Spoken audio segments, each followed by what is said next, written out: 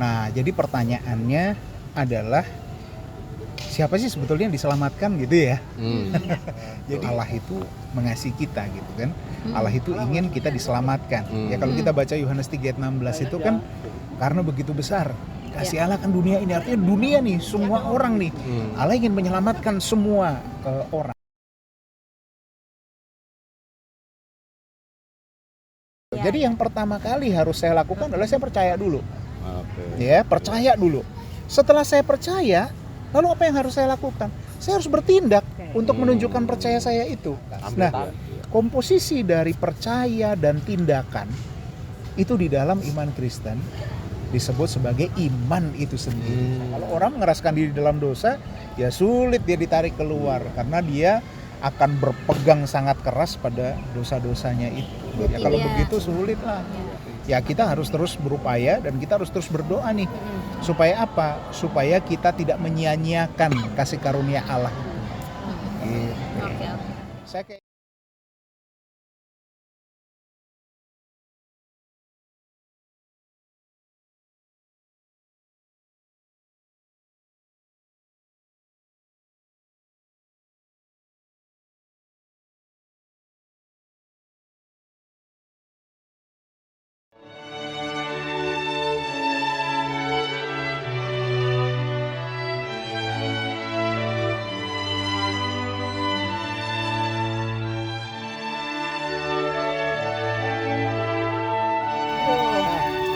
juga ya jalannya. akhirnya dapat somai. Siapa yang nggak lapar gitu?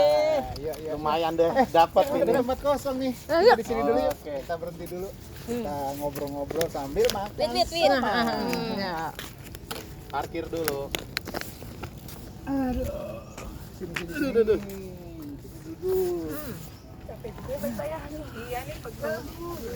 Lah, ini siapa lagi datang? Wah, ini kok kayak janji. Silakan. Sini. Sini. Duduk sini. Silakan sini Mbak. A few moments later. Iya. Makanan nih ya. Wah, enak nih. Ketemuan di sini nih gimana sih? Iya nih. Luar biasa. Tadi sebelumnya kami tuh cuma bertiga loh. Enggak, Deng, saya sendirian. Ketemu sama mereka berdua. Habis itu ketemu sama Mas Dwi. Sekarang ketemu sama Mbak Ita sama Mbak Deta. Wah, Sampai Kita kebetulan akhirnya gitu ya. kita kelaparan. Pas jangan dong. cari makanan. Dapat deh. Tapi ngomong-ngomong sebelum ngomongin ini nih lanjut nih ngomongin soal makanan. Ingat ya tadi kita ngomong apa yang pertanyaan ini tadi di awal. Ya. Oh, tomat. Iya, Kenapa jadi tomat sih? begini, tomat itu tobat tapi kumat. Ya Allah. Kirain tadi ada yang dapat tomat busuk gitu. Kirain bisa buat jus gitu loh Mas. Iya makanya. Jadi Itu kan makanan tadi sehat lagi- juga itu. Tadi lagi ngomongin soal keselamatan. Terus tadi Widi tanya, gimana kalau ada orang yang tobat tetapi kemudian tomat lagi gitu? Apakah dia juga masih diselamatkan gitu kan? Memperoleh pengampunan lalu masih tetap selamat gitu ya Widi ya? Kalau nggak salah pertanyaannya. Nah, gini. Jadi di dalam PPAGKJ itu ketika kita bicara soal pertobatan itu ada dua macam. Pertobatan yang pertama itu adalah pertobatan yang sekali, ya. Jadi pertobatan dasar itu sebutannya begitu. Jadi pertobatan dasar itu adalah tanda bahwa orang berbalik dari orientasi hidup yang lama kepada orientasi hidup yang baru. Jadi kalau dulu hidupnya tidak terarah kepada Kristus, kemudian pada satu titik dia mengambil keputusan nih, saya mulai dari sekarang mau ikut Tuhan Yesus. Itu adalah pertobatan dasar. Dan itu hanya terjadi satu kali di dalam kehidupan manusia. Ya, jadi itu tanda perubahan gitu ya, perubahan yang drastis gitu, perubahan yang berbalik lah pokoknya. Nah, lalu ada lagi perubahan yang sifatnya terus-menerus.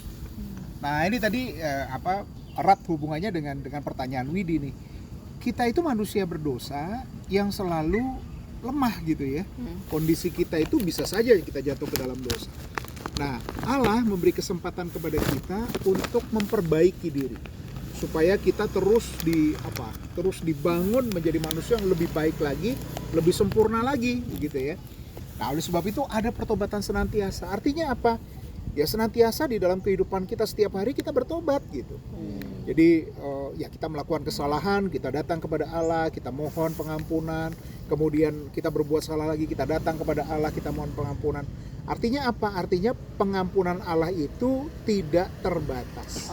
Jadi justru kalau pas dosa jangan jauh dari Tuhan ya. Jangan jauh dari Tuhan. Kalau dosa terus kemudian kita berpikir, udah terlanjur nih, saya pergi aja deh.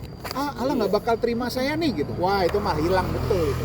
Jadi harus langsung minta ampun gitu ya. Harus minta ampun, langsung kita berubah, kita langsung berbalik.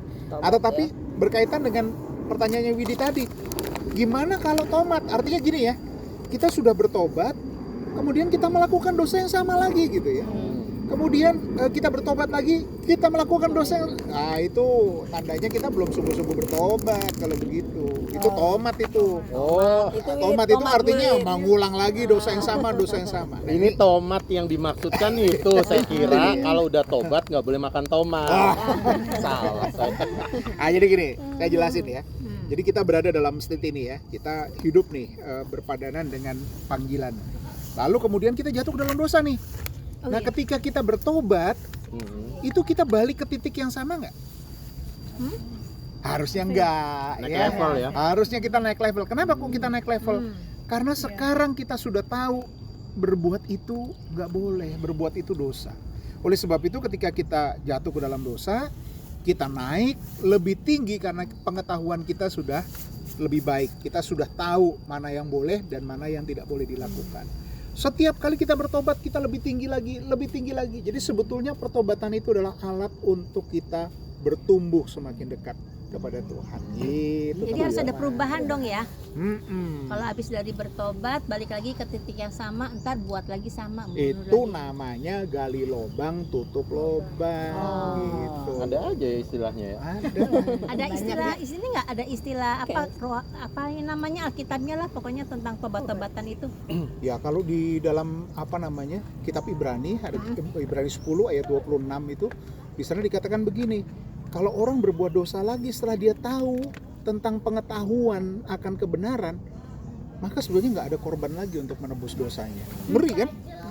Jadi sudah kalau kita sudah tahu itu salah, tetapi kita tetap lakukan, itu artinya kita sengaja. Kita bermain-main dengan kasih karunia Allah gitu loh. Jadi sebaiknya ya kita setelah bertobat ya kita berubah lah. Jangan tomat lah. Cuma tantangannya gini Mas Rudi ya. Kadang ada orang yang akhirnya dia tergoda dengan dosa yang sama nih. Ya. Itu kadang yang membuat apakah saya masih diterima ya gitu. Ya. Nah ini buat contohnya saya gitu ya, kalau jawab temen yang seperti ini bingung juga ya. Kadang dalam hati bilang, lu sih udah bilang kapok tapi kayak apa? Lombok ya, kapok Lombok. Kapok Lombok. Orang makan cabai, wah terus aduh pedes gitu ya, tapi besok makan cabai lagi. Kapok Lombok.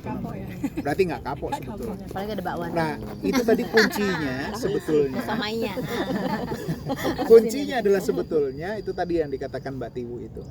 Semakin kita berdosa, semakin dekatlah kita seharusnya dengan Tuhan. Gak apa-apa, dia mau dengerin mau dengerin tentang keselamatan.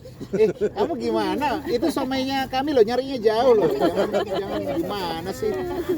Dia mau ikut dengerin Mas Rudi. Dimakan lagi. Lanjut Mas. Mau ikut dengerin Mas Rudi. Jadi sebetulnya Dengerin Pus. dengerin ya, kamu nanti lulus ya, dengerin. Jadi seharusnya orang yang berdosa itu harus dekat dengan Allah. Kenapa?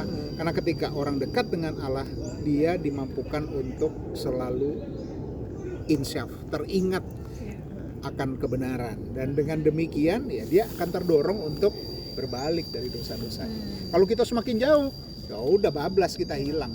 Nah, iya. Begitu. Kalau Gitu teman-teman. ada istilah tuh Mas, eklesia apa aku pernah baca? Semper reformanda. Aduh, susah banget. Itu Kayak nama gini. Itali. Betul, Mas. Ya, jadi gereja itu harus selalu memperbarui dirinya. Itu sama sebetulnya idenya dengan pertobatan senantiasa itu. Kita harus bertobat ya. Artinya gereja itu harus terus berkaca melihat kepada dirinya. Apakah sudah sesuai enggak? Berjalan sesuai firman Tuhan enggak? Nah kalau enggak, disitulah tempat kita bertobat dan kita memperbaiki diri gitu teman-teman. saya udah lapar nih. Sorry ya Mas, saya tadi udah makan-makan nih udah nggak tahan. Gercep dia, gercep. Kita makan silakan. Iya, iya, iya. Tapi senang ya, hari ini kita bisa kumpul gitu ya, bisa sama-sama gitu ya, terus kita Nah, sekali-sekali nih, bahas kayak begini ya. betul, sekali-sekali kita keluar, kita kayak gini nih, piknik aja, kita sambil ngomongin hal-hal yang sifatnya alkitabiah gitu ya. Kita nggak bosen jadinya kalau kita di gereja Zoom gitu. terus gitu ya, Zoom terus. Tuh. Kalau sekarang kan Suasana begini beda ya, Mas, ya. capek, somai. Terus di bawah pohon lagi. Aduh. Segar Mas rasanya. DP. Yuk, kita makan dulu aja yuk. Oke, kita Ayo, makan ya. lanjut. Oke, Kita sip, makan. sip, sip. Sip, sip. Makasih Mas Yuk, Rudi yuk. penjelasannya. Ya, sama-sama. Ya.